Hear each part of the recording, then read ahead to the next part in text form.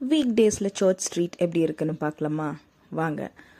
So ஒரு lazy evening lazy வாக்குக்கு போகலான்னு சொல்லி நான் அம்மாவை கூட்டிகிட்டு சர்ச் ஸ்ட்ரீட்டுக்கு கிளம்பியாச்சு.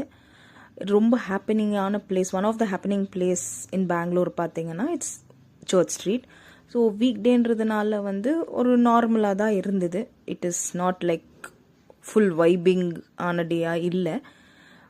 அண்ட் மோர் ஓவர் இது டைமிங் பார்த்தீங்கன்னா இட்ஸ் ஹார்ட்லி 6:15 6:20. இப்போல்லாம் சீக்கிரமே டார்க் ஆகிடுறதுனால இது நைட் மாதிரி தெரியும். பட் இட்ஸ் ஜஸ்ட் 6:20 அந்த மாதிரி timing. So as usual crowd இருந்தது, வெரி மினிமல் க்ரௌடாக தான் இருந்தது. அண்ட் ஆஃப் ஆஃப் த ஸ்ட்ரீட்டில் யாருமே இல்லை.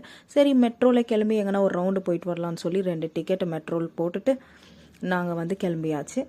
ஸோ நாங்கள் போக வேண்டிய ட்ரெயின் செகண்ட் ஃப்ளோரில் இருக்கிறதுனால போயிட்டு விவேர் அப்படியே உள்ளே போயிட்டு ட்ரெயினுக்கு வெயிட் பண்ணிகிட்டே இருந்தோம். நிறைய ட்ரெயின் போச்சு. But since it was heavy rush நாங்கள் ஏறல. ஏன்னா நாங்கள் சும்மா சில் தான் பண்ண போகிறோம், எங்கேயோ டெஸ்டினேஷனில் இறங்க போகிறது கிடையாது, போயிட்டு வர வேண்டியது தான். ஸோ ஃபைனலாக ஆஃப்டர் ஒரு 5-10 மினிட்ஸ் நாங்களாக புஷ் பண்ணி 4வது ட்ரெயினில் ஏறி போயிட்டு அதே மறுபடியும் இதே இடத்துல இறங்கிட்டு காயினை ட்ராப் அவுட் பண்ணிட்டு எக்ஸிட் ஆகிட்டோம். So that's all for today.